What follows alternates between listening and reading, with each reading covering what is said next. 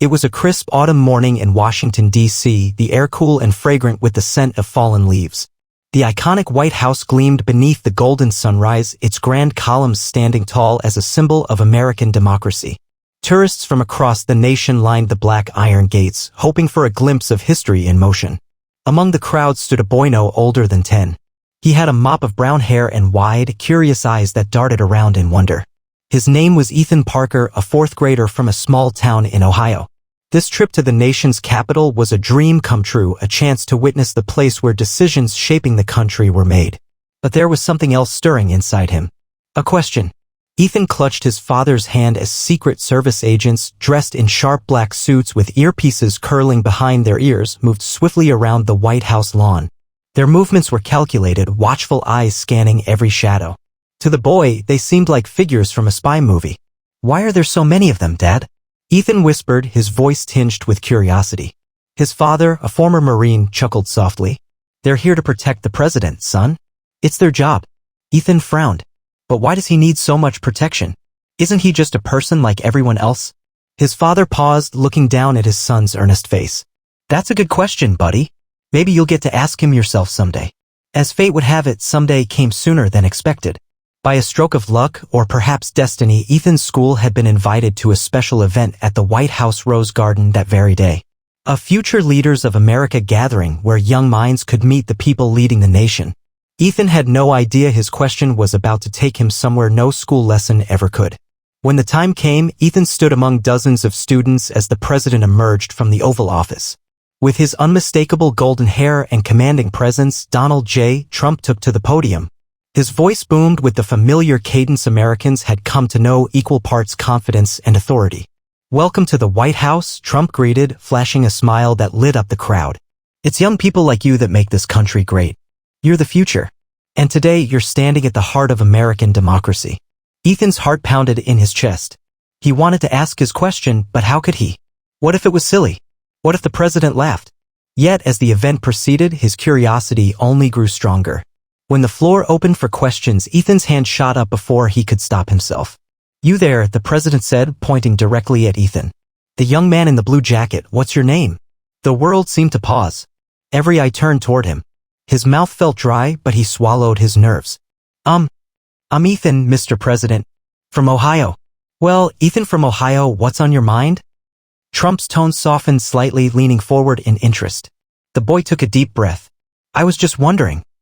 Why do you need so much security?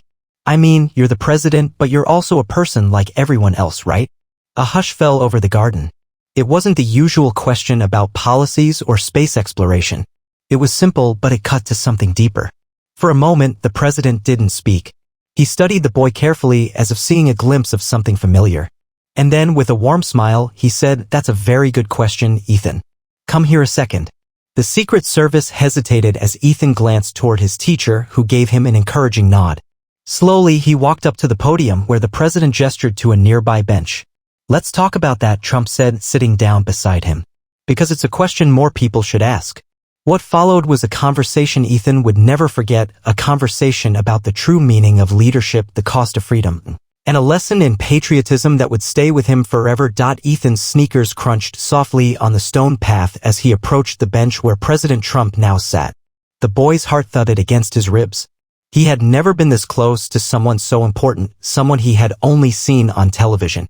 Yet, despite the cameras and the crowd, the president's eyes held a warmth that made him feel safe. "Sit down, kid," Trump said, patting the spot beside him. "Let's break this down together." Ethan slid onto the bench, his legs barely reaching the ground. From here, he could see the tall iron fences surrounding the White House grounds and the agents moving like shadows along the perimeter. They seemed to never blink, never relax. "You asked why there's so much security," the president began, his voice calm but firm. "And you're right, it does seem like a lot. But I'll tell you something, Ethan. It's not really about me." The boy tilted his head, confused. "But aren't they protecting you?" Trump nodded slowly. "Sure, on the surface it looks that way. But when you're the president of the United States, you're not just one person anymore. You represent the dreams, hopes, and freedoms of over 330 million people. Every American out there, from your mom and dad to your friends at school, counts on me to make decisions that keep them safe." Ethan blinked, processing the weight of the words. "But why does that mean you need guards everywhere?" The president leaned forward, lowering his voice slightly as if sharing a secret. Because, Ethan, not everyone agrees with how this country should be run. And when you stand up for what you believe in, when you fight to keep America free, not everyone's going to like it. Some people will want to stop you. The boy's brow furrowed. Stop you? Like, hurt you. Trump's expression turned serious, but his voice remained steady. Yes. Throughout our history, there have always been people who tried to silence leaders, people who don't believe in the freedoms we enjoy. But you know what, kid? That's never stopped me, and it never will. Ethan's stomach felt heavy. The idea that someone might want to hurt the president, someone who stood for the entire country, felt wrong. Unfair. He looked out at the garden where the American flag fluttered in the breeze and a new question bubbled up inside him. Is it scary? He asked quietly. Knowing that people might want to hurt you? For a moment, the president didn't answer. His eyes drifted toward the flag, the red and white stripes waving proudly against the blue sky. When he spoke again, his voice held a thoughtful edge. Sometimes, he admitted. But here's the thing about being an American, Ethan, when you love this country, you don't let fear stop you. The men and women who fought in the Revolutionary War? They were scared. But they didn't back down. The soldiers who stormed the beaches on D-Day? They were scared too, but they kept going because they believed in freedom. And me? I'm sitting here today because I believe that America is worth protecting. Always. Ethan felt a strange warmth swell in his chest. He thought about his grandpa who always flew the American flag in front of his house. He thought about the stories he had heard of people risking everything to come to this country for a better life. But why you? He asked softly. Why did you want to be president if it's so hard? A smile tugged at the corners of Trump's mouth. Because, kid, I love this country. I love its people. And when you love something, you fight for it. You stand up even when it's tough. And no matter how much security I have, I never forget who I'm really working for, you. And every kid out there who deserves a future full of opportunity. Ethan let those words sink in. Before today, the president had seemed like someone distant, someone powerful and unreachable. But now, sitting on that bench, he saw him differently. He wasn't just a man behind layers of security, he was someone who carried the hopes of an entire nation on his shoulders. And you know what? Trump continued, his voice lighter now. One day, this job will belong to someone else. Maybe even a kid like you. And when that day comes, I hope you'll remember what freedom costs and why it's worth protecting. Ethan sat up a little straighter. He had come here with a simple question, but now he felt something new stirring inside him. A sense of pride. A sense of duty. Thank you, Mr. President, he said softly. Trump gave him a firm nod. No, Ethan, thank you. It's kids like you who remind me why this job matters. As the boy stood up to return to his classmates, something inside him had shifted. The world seemed a little bigger now, more important. And as he walked back through the garden, the American flag overhead seemed to wave just a little prouder. Ethan rejoined his classmates, but his mind buzzed with thoughts that felt too big for a 10-year-old to carry alone. As the president resumed his speech to the crowd, Ethan's eyes kept drifting back to the Secret Service agents stationed around the garden. Before today, they had seemed intimidating, almost robotic. Now he realized they were people too. People protecting something much bigger than any one person. His teacher, Mrs. Reynolds, leaned down with an encouraging smile. That was a brave question, Ethan. Not everyone gets to speak with the president like that. Ethan nodded slowly. I didn't think it was brave, I just wanted to know why. But now I understand a little more. Mrs. Reynolds smiled. That's what great questions do. They help us understand the world better. A loud voice cut through the crisp morning air. Thank you all for being here today. President Trump's final words brought the event to a close. And remember, each one of you has the power to shape the future of this great nation. Never forget that. A round of applause swelled as the president gave a brief wave and turned toward the White House. Ethan expected him to disappear inside, but instead he paused, looking back in Ethan's direction. With a small gesture, he signaled one of the agents to approach. The tall man in the black suit leaned down, whispering something to Mrs. Reynolds. Her eyes widened slightly, but she nodded and motioned toward Ethan. He'd be happy to, sir. Ethan's heart pounded as the agent beckoned him forward. His friend stared in disbelief as he once again stepped away, this time toward the south lawn. He couldn't believe it, the president wanted to speak to him again. When Ethan caught up, Trump was standing near the Marine One helicopter, its polished exterior gleaming under the sunlight. The rhythmic hum of the engine filled the air. Hey, kid, Trump said, his voice lighter now. I wanted to tell you something else, something not many people think about. Ethan stood tall, his nerves fading under the warmth of the president's easy tone. Yes, sir? Trump glanced toward the sky for a moment as if choosing his words carefully. A lot of people see this job and think it's all about power. But the truth is, it's about service. Real leaders aren't in it for themselves, they're in it for the people. Ethan tilted his head, considering the thought. Service? Like helping others? Exactly, Trump said, pointing a finger in the air. I wake up every day knowing I have a duty, not to myself, but to every single American. People who love this country give back to it. My job? It's to protect your future. And one day your job will be to protect the next generation. Ethan's mind flashed back to his dad's stories about serving in the Marines. About waking up at dawn, training in the freezing cold, and doing it all to defend freedom. He suddenly saw a connection between his dad and the president, between all those who served the country in their own way. But what if someone doesn't want to be the president or a soldier? Ethan asked. Can they still serve America? Trump chuckled. A rich sound that carried over the hum of Marine One. Of course, kid. Service isn't just about wearing a uniform. It's about how you treat people, how you help your community. Whether you're a teacher, a firefighter, or even just a kid who stands up for what's right, you can serve your country. You don't need a title to make a difference. Ethan nodded, soaking in the words. For the first time, he realized that being patriotic wasn't just about flying a flag or singing the national anthem. It was about caring, about stepping up when others needed you. The president crouched slightly, meeting Ethan's eyes at his level. And don't forget, being an American means you can be anything. This is the land of opportunity. Your dreams? They matter. And when you work hard and believe in yourself, there's nothing you can't do. The words hit Ethan harder than he expected. At school, he had always wanted to make a difference. But sometimes he worried that his voice didn't matter. But here, standing face to face with the President of the United States, those fears faded. Maybe he was just a kid from Ohio, but that didn't mean he couldn't do something important. I'll remember that, Ethan said quietly, his voice full of resolve. I'm counting on it, Trump said with a wink. And who knows, maybe one day, I'll be watching you give a speech in this very spot. Ethan couldn't help but smile. The idea of becoming president still felt far away, but for the first time, it didn't seem impossible. Maybe, just maybe, he could do something big someday. As the helicopter blades began to spin faster, Trump stood and offered Ethan his hand. Thanks for your question, Ethan. You're gonna do great things. I can tell. Ethan shook his hand firmly. Thank you, Mr. President.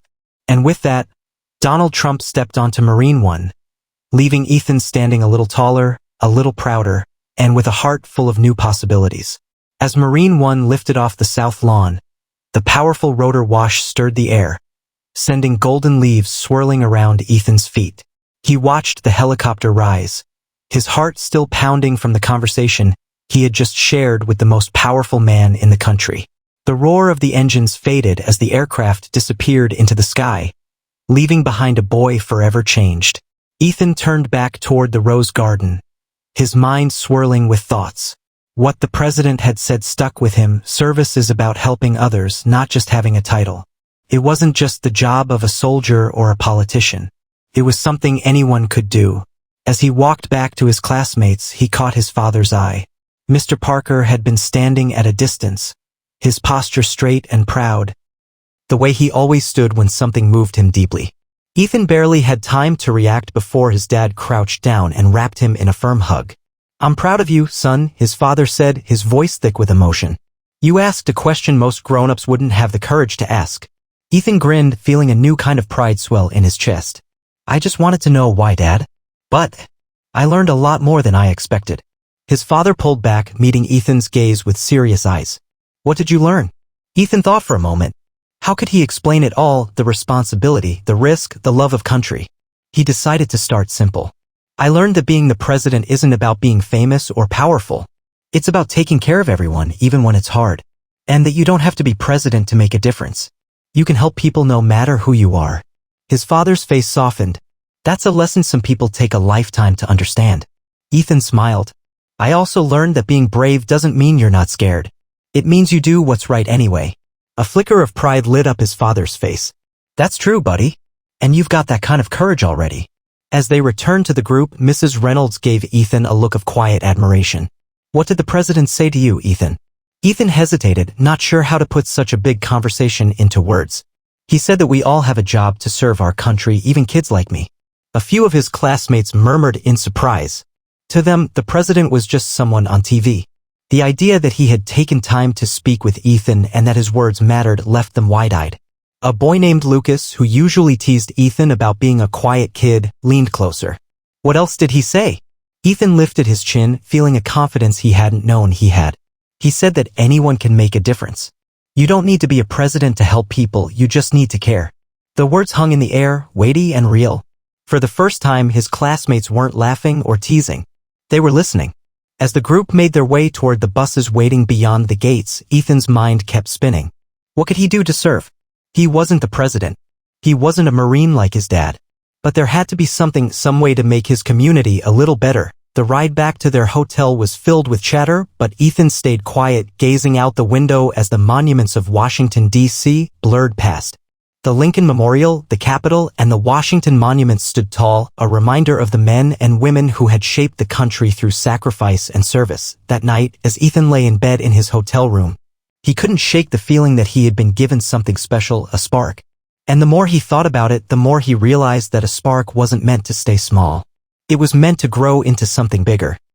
He grabbed a notebook from his backpack and started writing. Ideas to help my community. Organize a cleanup day for the park. Write letters to soldiers overseas. Start a fundraiser for families who need help. Help new kids at school feel welcome. Learn more about American history so I can teach others. As he finished the list, a small smile tugged at his lips. Maybe he was just a kid from Ohio, but he could still do something. And who knew? Maybe one day he would stand at that podium sharing his own lessons about courage, service, and love of country. With the notebook still open beside him, Ethan fell asleep, his heart brimming with the promise of tomorrow. The next morning, sunlight spilled across the National Mall as Ethan and his classmates made their way toward the Lincoln Memorial.